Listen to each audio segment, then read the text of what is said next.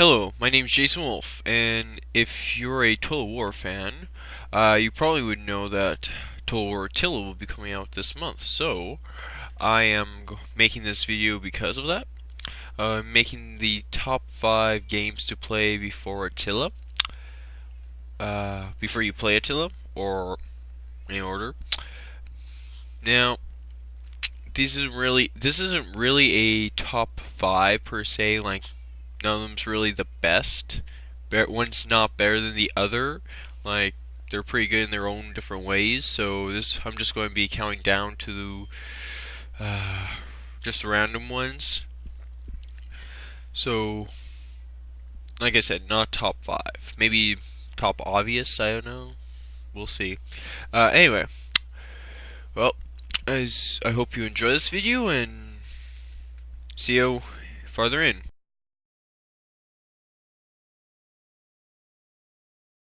And on our number 1 spot is Rome, Total War, Barbarian Invasion. Now, this is pretty obvious because a lot of people are saying that Total War Attila is basically a Barbarian Invasion 2. And they're right. It pretty much takes place during the same time frame. And a lot of the same factions are in there. Like, you have the Huns, you have the Goths, though the Goths are split into two, the Ostrogoths and the Visigoths. You have, Sarmatians? Not sure. They might be they're not a playable faction, but they might be in Attila. Vandals, I think. Germanic, Frankish tribes. The Franks are in there, I know that. Saxons. Sassanid Empire. Armenians. And of course, Western East. Eastern and Western Roman empires are in there too. Though it's probably really, really hard to play them. So that's what they look like. I'm going to just jump in here quickly and show you a couple of features in here. Okay, and we're in again? We're in. Okay. So, see the wheel here? That means they're in horde mode, which is pretty much like a migration type thing that'll be seen in Attila. Now, that means I can travel. I don't need any settlements. I can say raid this place and get money from it, and then move on. I don't need to take towns. I don't need to take towns. I don't need to raise my economy or anything. I can just raid, sack, pillage as many towns as I can, and just buy troops, and then move on. And then I think the Huns I have to sack. You have to sack Byzantium, capital of the Eastern Roman Empire, and Rome, the capital of the Western Roman Empire. So you can go that way, or if you want, you can settle. So you can like take this place, make it your own, make a Hunnic empire. For those people who want to do that. In Total War Attila, it looks like the Huns are not going to be able to settle. That means they'll have to just keep raiding and sacking, while in here you can keep towns. So, one of the pluses in here, for those people who really wished that they could, but that means that makes the Huns in Attila more fearsome, because you can't really like handle them like other factions. You can, like, say if I'm in the Western and I can't fight the Huns the same way as I'm fighting the Saxons, basically. So you have the Huns coming in full stacks or whatever, and having to deal with them. You can't like take any of their buildings. You just have to try fighting off as many of their armies as possible. But you never really know how many there are. Anyway, okay, so that's wheel. So that wheel symbolizes that I am in horde mode. One of the things about horde mode that's different from different from barbarian invasion is that, like, I can't. If you don't need to settle to make money, you can actually see this guy. I can, like, in Rome to Attila, I could make this guy into a town. Well, camp, more like, because towns are permanent. While camps, you sit down, or set up a you set up a camp, and you pretty much do all your work and stuff. Building, repair, heal up, stuff like that. You build your towns that will help support it, and then you can just get up and go again. So that while here you can't. But that's one of the new features that's in Attila. That's pretty cool. What to do? Okay. Well, in here, if say I take this town, I become a. No, wait, what? Sorry, never mind. Okay, so that's one of the new features. Thank you. I think that's it. Sire. So that's pretty cool. Going to move on to our next number 2 video on what to play before Attila. So yeah, on to number 2.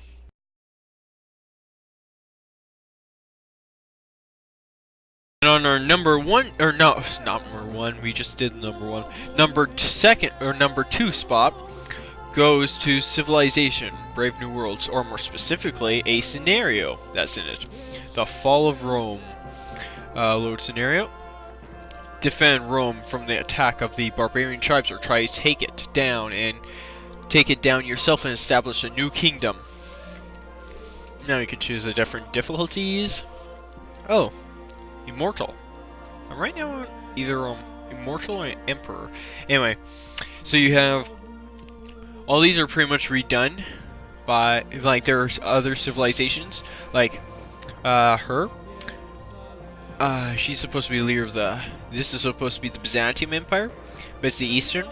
They renamed some of these guys and renamed the civilizations, and even did that with the different units they have. So that's pretty cool. I'm going to go into here as the Western Roman Empire, and let's watch the intro.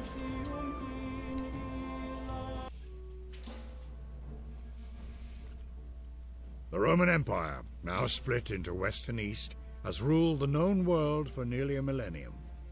But in this 4th century AD, the empire's borders are being overrun by barbarian leaders carving out their own kingdoms as Rome's might falters. Meanwhile, a great storm gathers to the northeast as Attila and his Huns begin an overpowering wave of pillage and conquest. Choose your side, gather your courage, and fight to decide the next 1,000 years of history.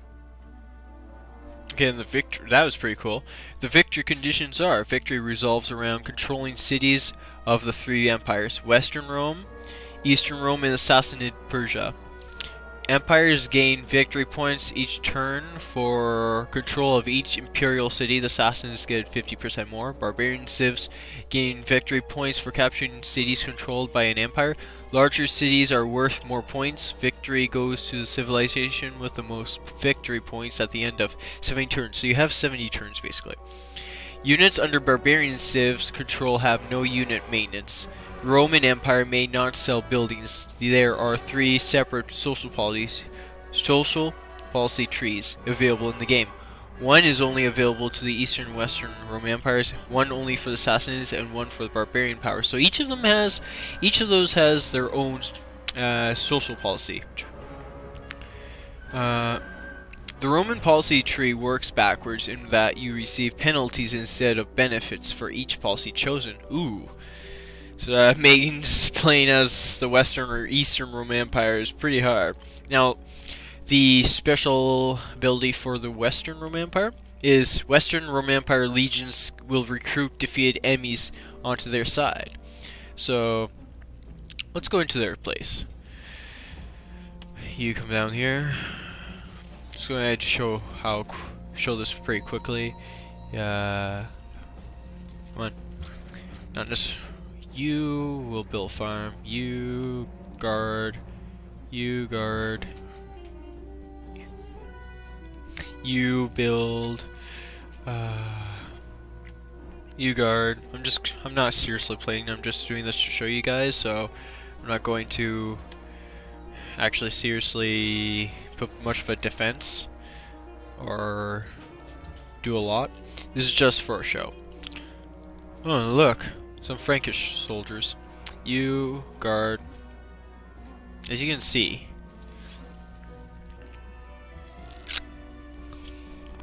there are a lot of barbarians at my borders. Come up.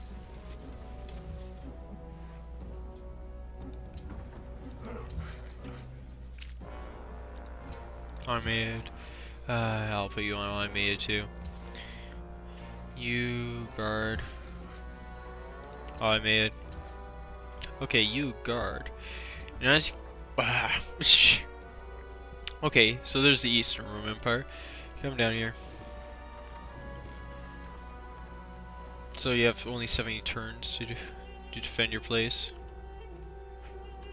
They have cool looking shields. Okay, I think I moved all my... Let's go check the borders now. Okay, so here's the Huns. No, the Goths. Okay, so they already have like troops on my borders. Gothic.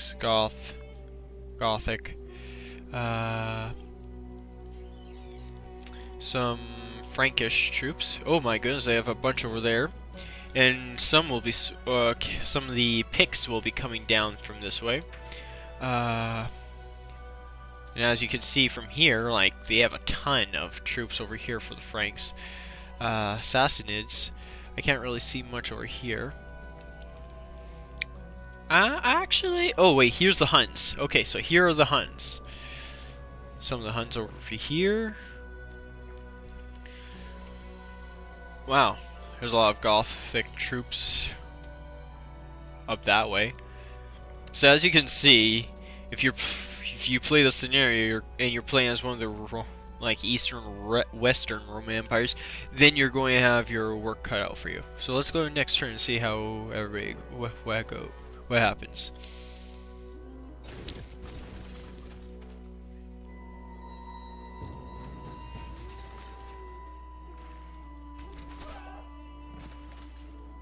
Ooh, those guys may not survive this fight.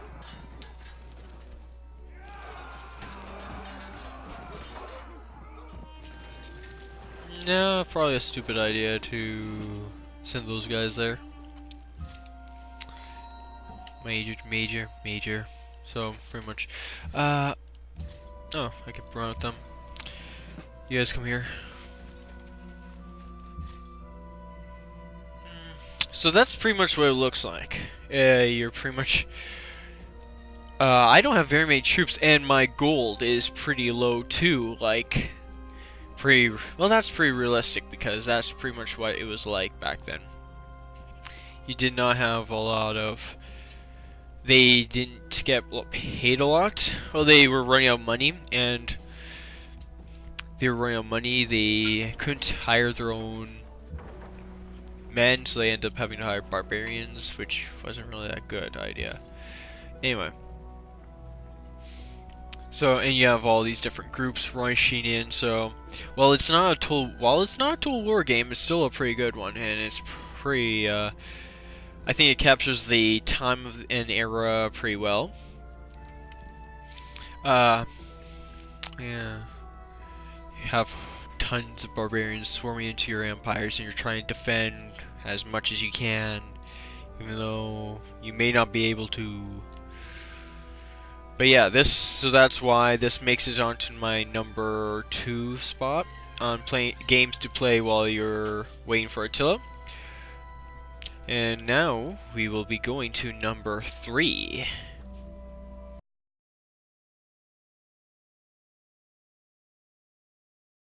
And our number 3 spot goes to Age of Empires. Or more specifically, La Campagne in Age of Empires Conquerors campaigns, where Attila the Hun has his own campaign. Let's watch and see. I did this campaign a while back. I'm going to put on Martyr because I'm not going to be playing it, so I'm just going to show you guys what it's like. I played this campaign before, and actually I won it.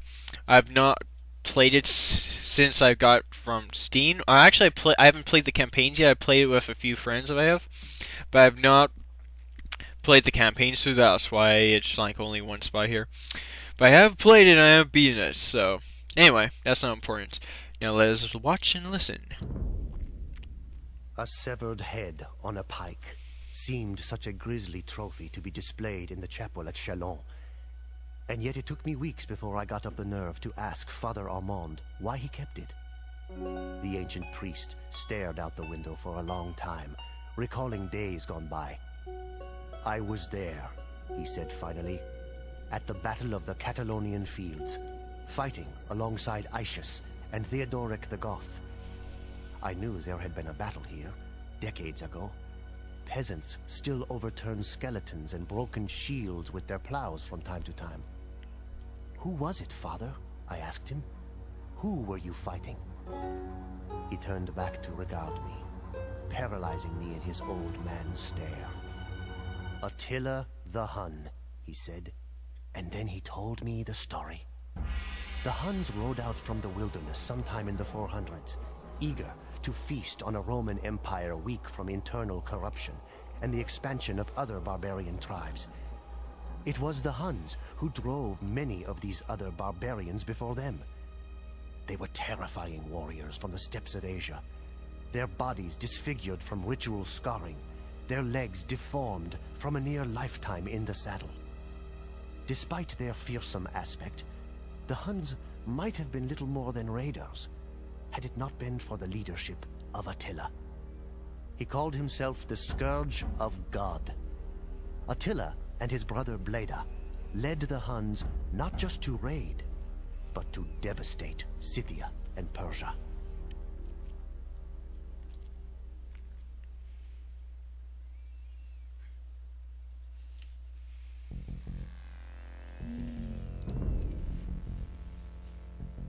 You challenge my every decision. It is as if you seek to lead the Huns yourself.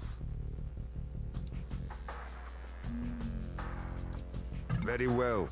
The Iron Boar lairs near here. Let the one who kills this mighty beast lead our people. This way, Attila. Follow. Bleda will lead us to ruin. Perhaps he should not return from his boar hunt. Accidents can happen.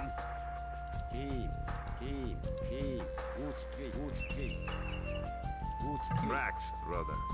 Ride ahead and see if you can flush the boar out.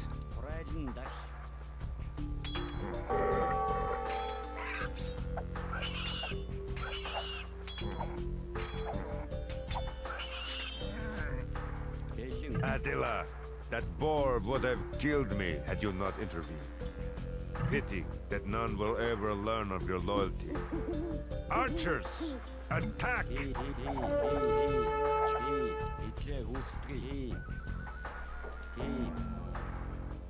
Attila, coward, fight and earn your right to rule. It was an ambush. Bleda tried to kill Attila. Bleda is not fit to rule. Let us slay the rest of the traitors.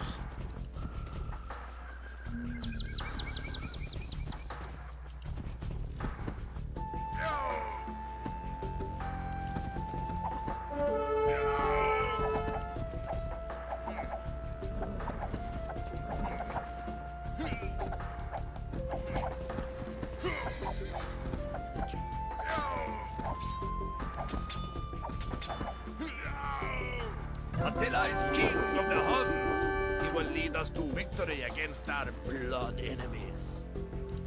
Bleda is no more. When Attila returns to camp, he alone will rule the Huns.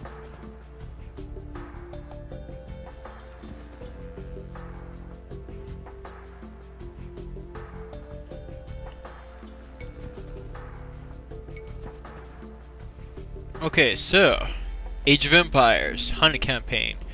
That was a very interesting beginning there. Now, this is one of my favorite games besides Civilization and Total War, but like Age of Empires will always... Some time ago, the Romans captured a number of Hun villagers. Bleda arranged for their return, but I did not trust Bleda, and I do not trust the Romans. We should free them. No bargaining. Sorry about the dog in the background. Anyway, this is one of my favorite games, being like, it's one of the first strategy games I've ever played. It's a pretty good one. It's different from Civilization because you can actually see, or like, you can tell your individual villagers or groups of villagers to build individual buildings, and you can actually watch them build. And as you can see in the beginning of that video, well, it's pretty good. For some of those reasons,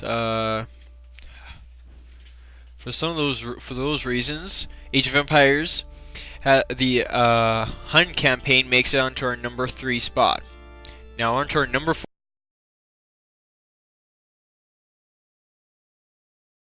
Hello, this is Jason Wolf. Okay, this is number 4th in the games to play before Attila. This is Rome 2 Emperor Edition. Now, if you play the Grand Campaign and play as Rome, and you get... I'm recommending this because it's kind of like, if you play Rome and then you pretty much conquer most of the map and recreate the Roman Empire, then you're kind of like, I've recreated the Roman Empire, the most powerful empire. No force can destroy it. No force can conquer it. And I am its sole ruler. And then you switch over to Attila and find that the Roman Empire is pretty much split into 2 empires, Eastern and Western, and that they're being overrun by barbarians. So I recommend playing this, even if it's just for that laugh. Though you can play many different campaigns. Like you can play as Carthage, the different Balkan tribes, Germanic. Okay, some of these are just one. Black Sea colonies, nomadic tribes, Greek states. Now some of these are DLCs, so you won't, if you just decide to get the the main game without any DLCs, you won't have as many of these factions, but still, it's pretty much worth getting, I would say. Custom battle. Custom battles are fun. So here's Rome faction.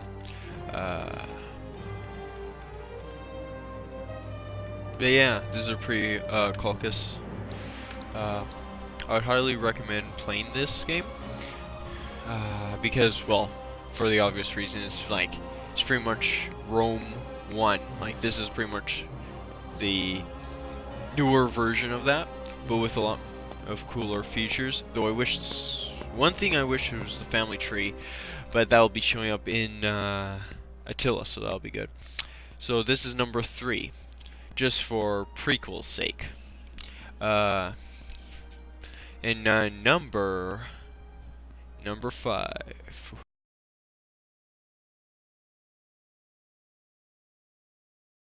Okay, and the last one, it's not really a game per se, it's a mod for a game for Rome 2.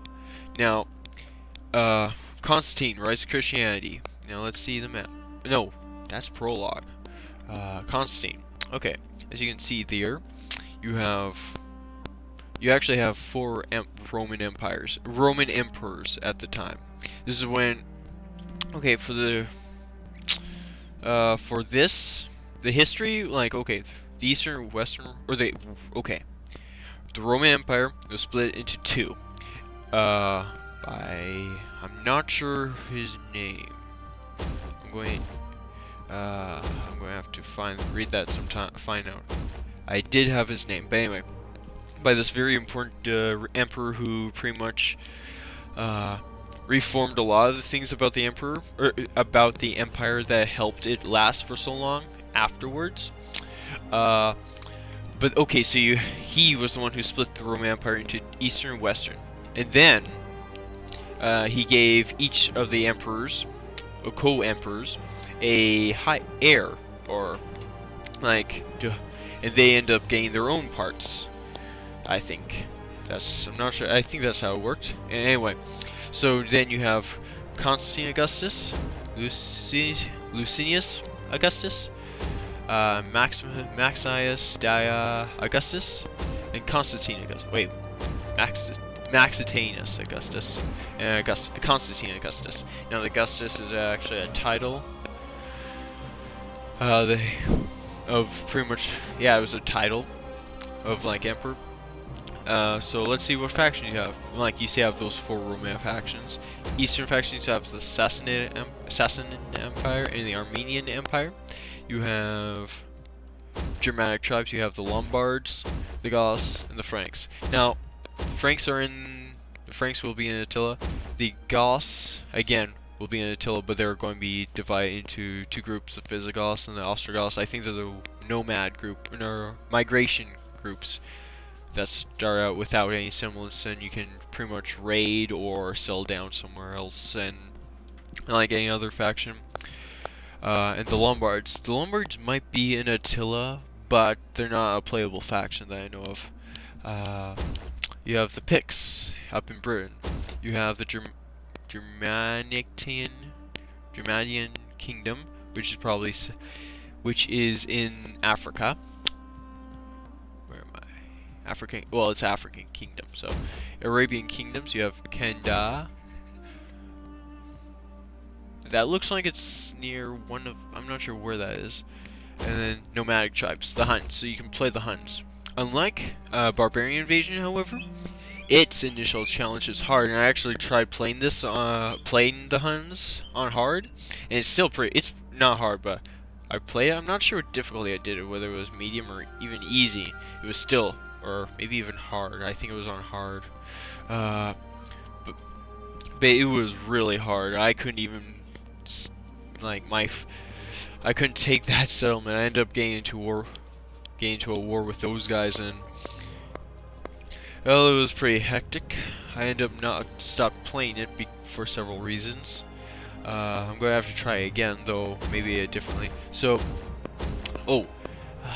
so you got a lot of the factions that will be in Attila, some that aren't. But this is an earlier time period, so if some people are like, Attila the Hun kind of pretty much makes this void. You don't really need to play this mod. You actually, if you want to go for a, sorry if you hear all these animals in the background. We have a lot of animals, and they're starting to wake up. Shh. Anyway, this actually takes place in an earlier time period, so you can actually play this, and then play Attila. Okay, and here's what the units look like. They're all colored in. They're different from Rome 2's. So Maximius, they're all here. And I think that'll be it. People are starting to wake up and stuff. I hope you enjoyed this top 5 games, and I guess I should add in mod. Not series, because it's going to be 1 episode. Top 5 games in mods to play while waiting for Attila. Until next time, I hope you have a good day. I hope you enjoyed this video. Until next time, bye.